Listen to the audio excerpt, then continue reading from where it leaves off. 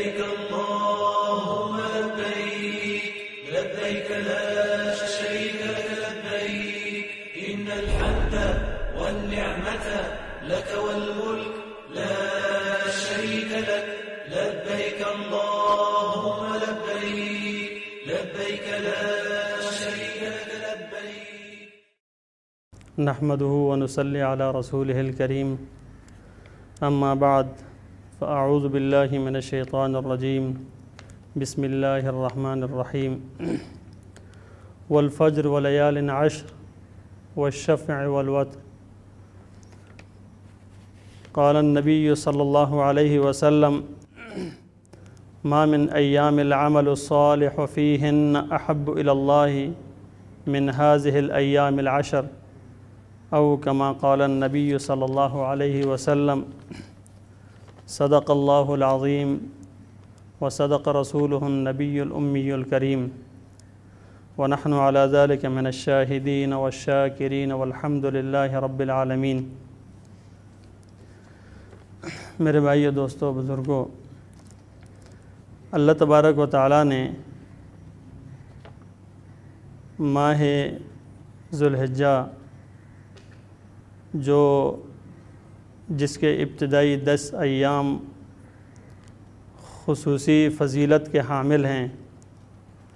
اللہ تبارک و تعالیٰ نے اس کے اندر عجیب و غریب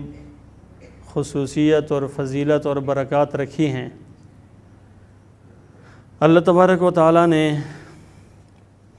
قسم کھا کے والفجر ولیال عشر کہ ان 10 راتوں کی اللہ تبارک و تعالیٰ نے قسم کھائی ہے۔ حالانکہ اللہ تبارک و تعالیٰ کو کسی چیز پر قسم کھانے کی کوئی ضرورت نہیں تھی، لیکن اللہ تبارک و تعالیٰ کا قسم کھانا حقیقت کے اندر اس کی حرمت اور اس کی عظمت کو بیان کرنا ہے۔ اور اللہ تبارک و تعالیٰ نے ان 10 ایام کے اندر ایک خاص قسم کی فضیلت رکھی جو رسول اللہ صلی اللہ علیہ وسلم نے اپنی حدیث مبارکہ کے اندر بیان فرمائی۔ آپ صلی اللہ علیہ وسلم نے فرمایا: ما من ایام العمل الصالح فیہن احب الی اللہ من هذه الایام العشر۔ بخاری شریف کی حدیث ہے، حضرت ابن عباس رضی اللہ تعالی عنہ سے روایت ہے، فرمایا کہ اللہ تبارک و تعالیٰ کو عبادت کے اعمال کسی دوسرے دن میں اتنے محبوب نہیں جتنے ان 10 دنوں میں اللہ تبارک و تعالیٰ کو محبوب ہیں۔ اور اللہ تبارک و تعالیٰ نے ان دنوں کے اندر جو فضیلت رکھی، اگر ہم اس میں غور کریں تو یہ فضیلت صرف ان خاص ان دنوں میں نہیں بلکہ بہت پہلے سے کچھ اس ترتیب سے شروع ہو جاتی ہیں کہ دیکھیں رمضان المبارک کا مہینہ گزرا تو رمضان المبارک بہت فضیلتوں کا حامل ایک ماہ مبارک تھا۔ اب اس مبارک ایام میں اس مبارک مہینے کے بعد اللہ تبارک و تعالیٰ نے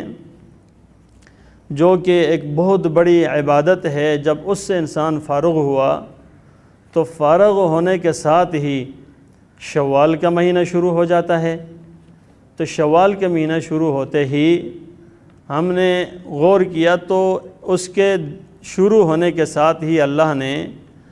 حج کی ترتیب شروع فرما دی۔ تو اب حج کے لیے احرام اس سے پہلے انسان نہیں باندھ سکتا، لیکن مستحب یہ ہے کہ حج کے لیے شوال کے مہینے کے اندر انسان احرام باندھ سکتا ہے۔ اب حج کی ترتیب شروع ہو گئی۔ رسول اللہ صلی اللہ علیہ وسلم نے فرمایا کہ حج کے لیے یہ 3 مہینے ہیں حج کے، شوال، ذوالقعدہ اور ذی الحجہ، جبکہ حج ایک خاص صرف ذی الحجہ کے مہینے کے اندر ہی ہوتا ہے، اور ذی الحجہ کا مہینہ اس کے اندر بھی صرف حج وہ 3-5 دنوں کے اندر اس کے سارے اعمال اس کے ختم ہو جاتے ہیں۔ لیکن ہم دیکھتے ہیں کہ ترتیب اس کے لیے بہت پہلے سے اللہ تبارک و تعالیٰ نے شروع فرما دی کہ میرے بندے ایک عبادت سے فارغ ہونے کے بعد دوسری عبادت کی طرف متوجہ ہو جائیں، اور بندے وہ اپنے اللہ سے غافل نہ رہیں،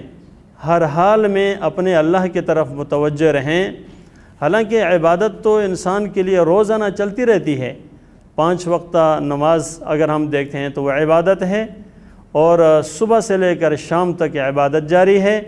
فجر کی نماز پڑھی، اس کے بعد ظہر کی نماز ہے،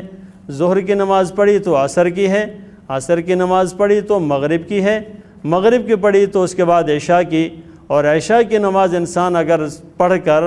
اور اس جماعت کے ساتھ پڑھ کر جب صبح کی نماز فجر کی نماز جماعت کے ساتھ پڑھتا ہے تو پوری رات عبادت کا ثواب ملتا ہے۔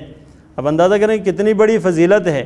اور اللہ تبارک و تعالیٰ نے اپنے بندوں کے لیے کس طریقے سے اتنی ایسی عبادات رکھی ہیں کہ بندہ ہر وقت اپنے اللہ کی طرف متوجہ رہ کر اللہ کا محبوب بن سکتا ہے۔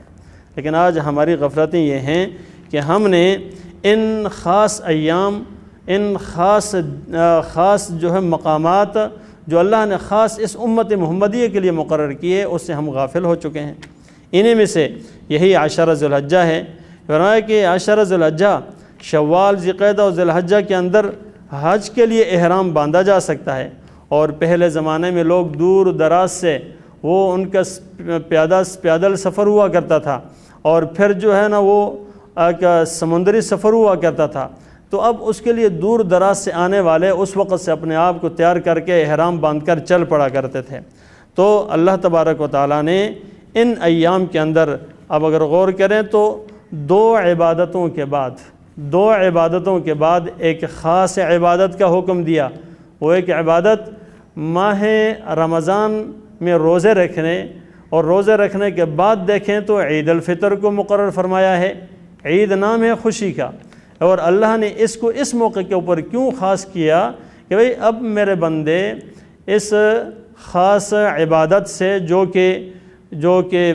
بھوک پیاس کی حالت کے اندر اسی طریقے سے اپنے اللہ کو راضی رکھنے کے لیے بھوکے پیاسے رہے، اور اس کے بعد پھر ان کے لیے خوشی کے دن عید الفطر کا مقرر فرما دیا۔ اب جیسے ہی عید الفطر آئی تو اس کے اندر بندے شکرانے کے طور پر صدقہ فطر بھی دیتے ہیں، اور وہ اللہ کے لیے اللہ تبارک و تعالیٰ کی رضا کی خاطر پھر ہر چھوٹے بڑے جس پر لازم ہو وہ صدقہ فطر دے کر شکریہ ادا کرتا ہے، اور یہ بھی بڑی عبادت ہے۔ صدقہ ویسی فضیلت اور باعث برکت ہے۔ پھر اس کے بعد جب ماہ مبارک یعنی رمضان کی عبادت ختم ہوئی، اس کے بعد حج کی عبادت اور ان کے ایام شروع ہو گئے۔ جب حج کی عبادت سے فارغ ہوئے تو پھر اللہ تبارک و تعالیٰ نے ان کو شکرانے کے طور پہ بطور شکرانے کے قربانی کا حکم دیا۔ اب قربانی کر رہے ہوتے ہیں، اور عجیب بات ہے کہ دیکھنے میں آتا ہے کہ انسان قربانی کر رہا ہے اور جانور ذبح کر رہا ہے، ذبح کرنے کے بعد اس کو خود ہی استعمال کر رہا ہے، جبکہ پہلی امتوں کے اندر یہ نہیں ہوا کرتا تھا۔ وہاں یہ ہوتا تھا کہ جب انسان قربانی کرتا اور اللہ کے حضور قربانی پیش کرتا تو اگر وہ مقبول ہو جاتی تو آسمان سے آگ آ کر اس کو جلا دیتی تھی، جس طریقے سے حابیل اور قابیل کا واقعہ ہمارے سامنے کہ قابیل کی قربانی قبول نہ ہوئی، حابیل کی قربانی قبول ہوئی، آسمان سے آگ آئی، اس نے جلا دیا اس کو۔ یہ علامت اور نشانی ہوتی تھی قبولیت کی۔ لیکن اگر ہم دیکھیں اس امت محمدیہ کے اوپر اللہ کا خصوصی کرم اور انعام اور احسان ہے کہ یہ قربانی کے ایام کے اندر اچھے سے اچھا جانور قربان کرنے کا حکم ہے۔ جب قربان کر لیتا ہے تو اسی کے ساتھ اس کا گوشت خود بھی استعمال کرے، دوسروں کو بھی دے۔ اب جب خود بھی استعمال کر رہا ہے تو اس کے پیسے بھی ضائع نہیں، کیونکہ خود اس کی جان کو، اس کو جو ہے نا بدن کو فائدہ بھی پہنچ رہا ہے، اور ثواب کا ثواب ہے کہ ایک ایک بال کے اوپر اللہ تبارک و تعالیٰ نیکی عطا فرماتے ہیں۔ یہ کتنی عظیم عبادت ہے۔ لیکن ان دو عبادتوں کے بعد رمضان کے روزے اور حج کی عبادت کے بعد اللہ تبارک و تعالیٰ نے بطور شکرانہ کے یعنی شکر کا نذرانہ پیش کرتے ہوئے گوئے کہ قربانی کو لازم کیا ہے۔ تو اگر ہم دیکھیں میرے بھائیوں کہ اللہ تبارک و تعالیٰ نے عشرہ ذی الحجہ کو اس کی قسم کھا کر بندے کو بتایا کہ میرے بندو یہ بڑی فضیلت کی جو ہے نا ایام ہیں، اور ان دنوں کے اندر حدیث مبارکہ کے اندر آتا ہے، آپ صلی اللہ علیہ وسلم نے ارشاد فرمایا کہ ان ایام کے اندر اللہ تبارک و تعالیٰ کو اعمال سب سے زیادہ محبوب ہیں، اور پھر اس کے اندر جو انسان روزہ رکھتا ہے، حدیث کے اندر آتا ہے آپ صلی اللہ علیہ وسلم نے فرمایا کہ گویا کہ ایک دن کا روزہ پورے سال بھر کے روزوں کے برابر ثواب ملتا ہے، اور اگر رات کو عبادت کرتا ہے، ایک راتوں کی عبادت، ایک رات کی عبادت بھی اگر کرتا ہے تو یوں سمجھیں کہ اس کو لیلۃ القدر میں عبادت جتنا ثواب ملتا ہے۔ یہ کتنی بڑی فضیلت ہے۔ اب یہ فضیلتیں اگر انسان غور سے دیکھے تو اللہ نے اس امت کے اوپر خصوصی کرم اور انعام کرتے ہوئے رکھی ہے، اور اللہ تبارک تعالیٰ اپنے بندوں سے بہانہ تلاش کرتے ہیں کہ میرا بندہ کسی بھی طریقے سے وہ میری طرف آ جائے اور وہ عبادت کر کر کے مجھے راضی کر لے۔ لیکن آج ہم غفلتوں کے اندر ان ایام کو ضائع کر دیتے ہیں، اور جب ہمارے دیکھیں اگر یہ ایام جب شروع ہوتے ہیں عشرہ ذی الحجہ تو بہت سارے لوگ یا تو بازاروں میں گھومنے پھرنے میں اس کو ضائع کر دیتے ہیں، یا مارکیٹوں کے اندر، یا جانوروں کے بہانے سے جا کر، حالانکہ جانور انسان دیکھے خریدے لیکن جانوروں کے پیچھے جا کر اب ان کے اندر ایام سارے کے سارے جو ہے نا اپنا وقت ضائع اور برباد کر دیتے ہیں۔ راتیں ہماری وہ محفلوں کی نظر ہو جاتی ہے، اور دن ہمارے وہ خواب غفلت کے اندر گزر جاتے ہیں۔ یہ کتنی بڑی خسارے کی بات ہے۔ لہٰذا ہمیں چاہیے ہے کہ ان ایام کو جن کے اندر اللہ نے اتنا خصوصی فضیلت اور برکت رکھی ہے، ہم ان کو قیمتی بنائیں اور ان کے اندر عبادت کریں اور روزہ رکھیں۔ اور خصوصاً حدیث کے اندر آتا ہے کہ جو یوم عرفہ کا روزہ رکھتا ہے، جو کہ حج کا خصوصی ایک رکن اس کے اندر ادا ہوتا ہے، وقوف عرفہ۔ حج کی فرضیت، اگر حج کے اندر خصوصی ایک فرض تو یہ سب سے بڑا فرض یہ ہے کہ آپ صلی اللہ علیہ وسلم نے فرمایا الحج العرفہ، جس نے عرفہ پا لیا، وقوف عرفہ جس کو مل گیا گویا کہ اس کا حج ہو گیا۔ اب عرفہ کے دن کے روزہ رکھنا، حدیث کے اندر آتا ہے آپ صلی اللہ علیہ وسلم نے ارشاد فرمایا کہ ایک سال گزشتہ، ایک سال بعد کے اللہ تبارک و تعالیٰ اس کے سارے گناہ معاف فرماتے ہیں، اور وہ صغیرہ گناہ معاف ہو جاتے ہیں، صغیرہ گناہ معاف ہو جاتے ہیں۔ ہمیں ایسے بھول نہ لگے، کہیں ایسا نہ ہو کہ انسان کہے چل بھائی یہ فضیلت تو بہت بڑی ہے، اور ہم جو ہے نا بڑے بڑے کبیرہ گناہ کے ارتکاب بھی کریں، اور اس وقت کے اندر کہیں کہ چلیں اب اللہ تبارک و تعالیٰ نے بخشنا ہمارے اگلے سال، اگلے اور پچھلے سارے گناہ، ایک سال گزشتہ ایک سال آئندہ کے گناہ معاف ہو جانے، اور اس کے اندر ہم یوں کریں کہ روزہ رکھ لیں اور پھر سال بھر کی چھٹی کریں۔ یہ شیطان کا بہت بڑا دھوکہ ہے،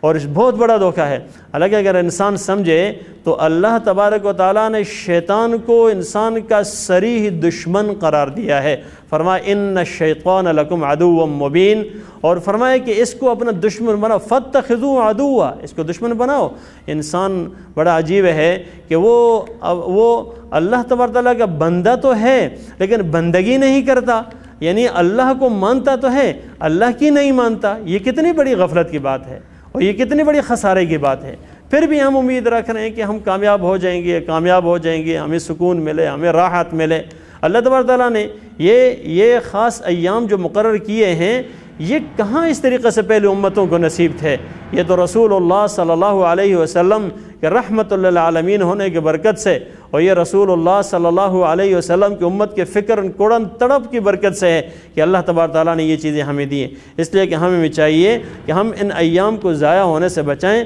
اور ہر دن روزہ نہیں رکھ سکتے، تو جب سے یہ دن شروع ہو جائیں تو ان کے اندر کوشش کریں کہ کسی نہ کسی دن ضرور روزہ رکھیں، اور اگر ہو سکے تو جو حج سے ایک 9ویں ذی الحجہ جو ہے اس کو رکھیں، جو وہ عرفہ کا دن کہلاتا ہے۔ اور وہ اس میں بعض حضرات کو یہ بھول بھی لگ جاتی ہے کہ بھئی کہ سعودیہ کے اندر تو ایک دن پہلے ہم سے عرفہ ہے اور ہمارا ایک دن بعد ہے، تو آیا ان کو اسی دن کے اوپر تو فضیلت پھر کیسے ملنی ہے، کیونکہ وہ عرفہ تو گزر گیا ہے؟ لیکن یہ بات نہیں ہے، کیونکہ مہینوں کے اعتبار ہوتا ہے اور رویت کے اعتبار ہوتا ہے۔ ہم نے جب چاند دیکھا تو اس کے بعد ہمارے اس اعتبار سے، اسلامی تاریخ کے اعتبار سے جو 9ویں ذی الحجہ آئے گی اسی دن کا اعتبار ہوگا۔ ہمارے لیے یہی عرفہ کے دن ہے جو ہماری ایک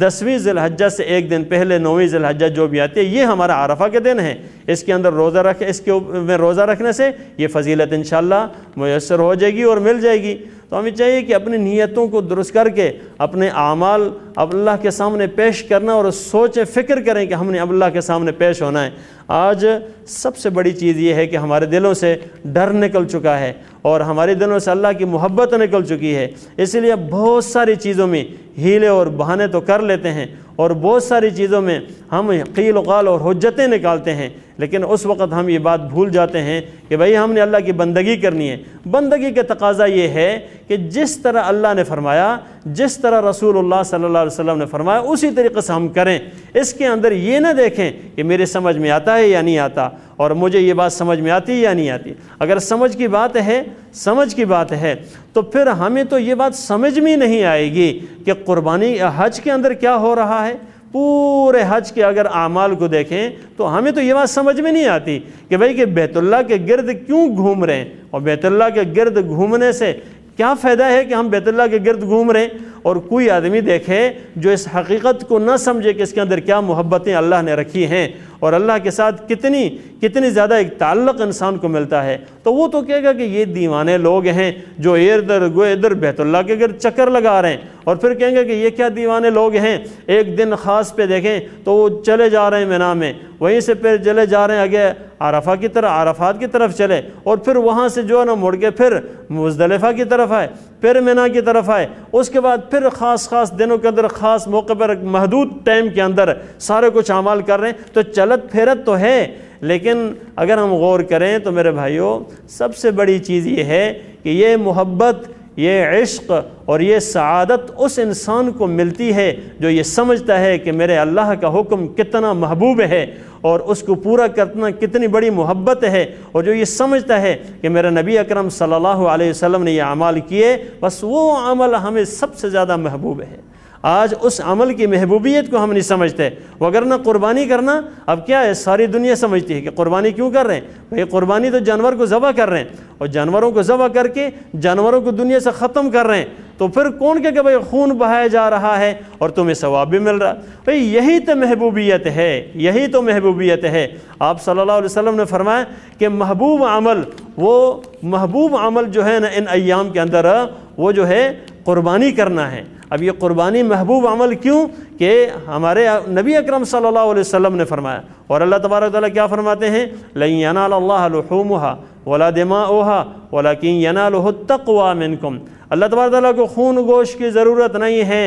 اللہ کو کسی چیز کی بھی ضرورت نہیں ہے۔ عجیب کہ ہر چیز سے ہم ہی فائدہ اٹھا رہے ہیں، اور چمڑا ہے تو اس سے بھی فائدہ اٹھا رہے ہیں، گوشت ہے اس سے فائدہ اٹھا رہے ہیں، آنتے ہیں اس سے فائدہ اٹھا رہے ہیں، ہر چیز سے انسانی فائدہ اٹھا رہا ہے۔ لیکن اللہ تبارک و تعالیٰ کیا فرماتے ہیں کہ اللہ تبارک و تعالیٰ کو ان کی ضرورت نہیں ہے، وَلَكِنْ يَنَالُهُ التَّقْوَى مِنْكُمْ۔ اللہ تقویٰ کو دیکھنا چاہتے ہیں، تقویٰ کو دیکھنا چاہتے ہیں۔ حج سے بھی یہی مراد ہے کہ تقویٰ، ان ایام میں جو فضیلت رکھی ہے تو اللہ اس کو بھی دیکھنا چاہتے ہیں کہ میرا بندہ کتنا تقوی اختیار کرتا ہے، ڈر کتنا اپنے اندر پیدا کرتا ہے، کس محبت سے یہ صبح اٹھتا ہے اور کس محبت سے رات کو بیدار رہ کر یہ عبادت کرتا ہے۔ راتوں کو بیدار رہ کر عبادت کرنا آسان کام نہیں ہے، یہ تبھی انسان کر سکتا ہے جب یہ سمجھتا ہو کہ میرے آقا صلی اللہ علیہ وسلم راتوں کو اٹھ کر عبادت کرتے تھے، اور وہ جانتا ہو رات کو عبادت کر کے کتنا انسان اللہ کا محبوب بن سکتا ہے اور کتنا ہی اللہ تبارک و تعالیٰ کی رضامندی حاصل کر سکتا ہے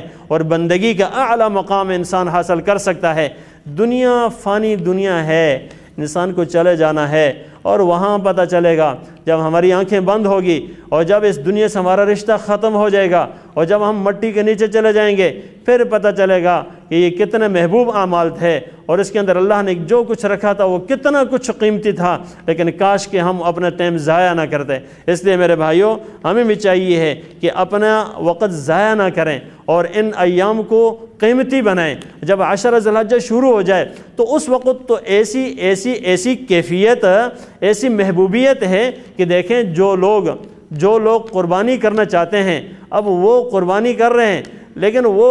حج کے اندر شریک نہیں ہو سکے۔ حج کے اندر جو ایک دیوانگی کی کیفیت ہے اور محبت کی اعلیٰ درجے کی کیفیت ہے، لیکن موت کی مکمل طور پہ یاد دلانے والی ہے کہ دو کپڑوں کے اندر ملبوس اور دو سفید لباس، دو سفید کپڑے انسان نے اپنے زیب تن کیے ہوا ہوتا ہے اور وہ چل رہا ہوتا ہے، تو ان ایام کے اندر جو آدمی ان کے ساتھ وہاں شریک نہیں ہوتا، ادھر بیٹھے بیٹھے دل کے اندر ان کی محبت کو لے کر بیٹھے، اور محبت کو لے کر بیٹھنے کے لیے ایک خاص قسم کی پابندی رسول اللہ صلی اللہ علیہ وسلم نے لگائی، اور فرمایا آپ صلی اللہ علیہ وسلم نے ارشاد فرمایا کہ اذا دخل العشر واراد بعضكم ان يضحي فلا ياخذن شعرا ولا يقلمن ظفرا۔ فرمایا، مسلم کی روایت ہے، فرمایا رسول اللہ صلی اللہ علیہ وسلم نے جب ذی الحجہ کا پہلا عشرہ شروع ہو جائے اور چاند جیسے ہی چاند نظر آ جائے، کیونکہ یہ ساری چیزیں ان کا مدار چاند پر ہوتا ہے، چاند دیکھ لیا تو مہینہ شروع، تو فرمایا کہ جب چاند نظر آنے کے بعد، ذی الحجہ کا چاند نظر آنے کے بعد جو آدمی تم میں سے قربانی کا ارادہ کرنا چاہتا ہو تو اس کو چاہیے کہ وہ اپنے بال یا ناخن بالکل نہ تراشے۔ یہ ایک خاص قسم کی نسبت ہیں ان لوگوں کے ساتھ، ان نسبت میں صرف اب دیکھیں جو حج کر رہے ہوتے ہیں پراگندہ حال اور اسی طریقے سے بکھرے ہوئے بال، اور کسی اپنے آپ کو نہ جو ہے نا